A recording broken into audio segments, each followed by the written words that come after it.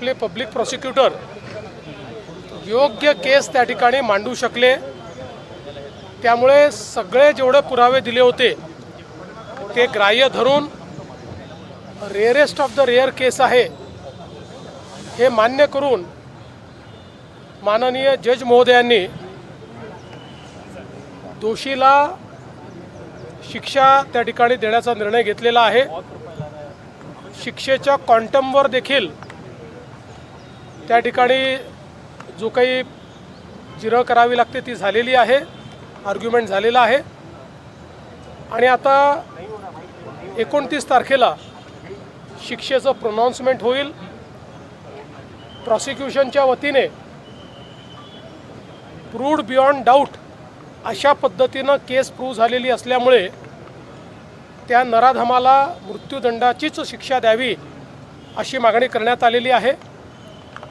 आम्हाला पूर्ण विश्वास आहे की ही मागणी कोर्ट मान्य करेल, पण मी विशेष आभार माननीय न्यायालयाचे मानणार आहे, कारण एकदा चार्जशीट दाखल झाल्यानंतर केस किती काळात संपवायची हे न्यायालयाच्या हातामध्ये असतं। आणि या प्रकरणी न्यायालयाने सुट्टीच्या काळातही ही केस चालवलेली आहे, त्यामुळे घटनेचं गांभीर्य समजून घेऊन न्यायालयाने अतिशय वेगाने, कदाचित सर्वात रेकॉर्ड स्पीडने ही केस चाललेली आहे।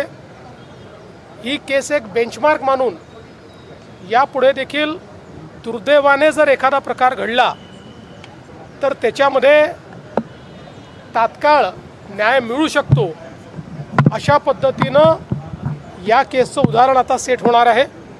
आणि म्हणून मी माननीय न्यायालयाचेही आभार मानतो।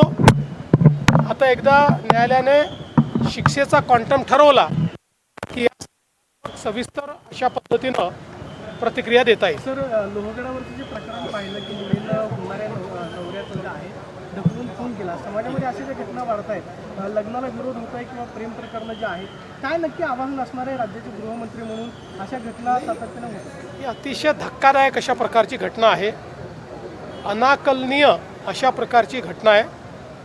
खरं म्हणजे कुठेतरी समाज म्हणून आपल्याला विचार करण्याची आवश्यकता आहे की शिकल्या सवरलेल्या चांगल्या घरच्या मुलींमध्ये अशा प्रकारची दुर्बुद्धी आणि अशा प्रकारची सूडबुद्धी ही नेमकी का तयार होते, याच्या पाठीमागची कारणं काय आहेत?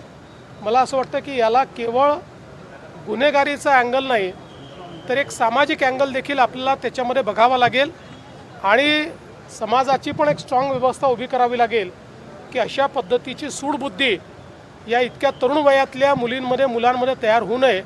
पण एकूणच ही घटना अत्यंत धक्कादायक आहे।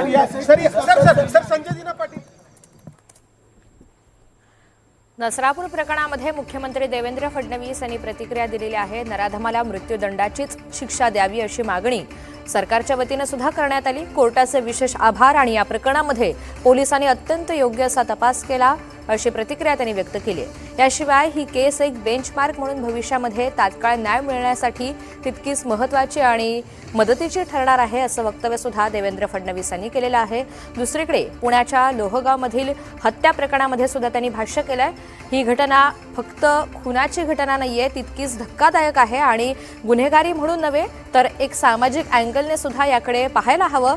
तरुणांमध्ये ही भावना नेमकी का तयार होतीये याचा सारासार विचार व्हावा असं फडणवीस यांनी म्हटलंय।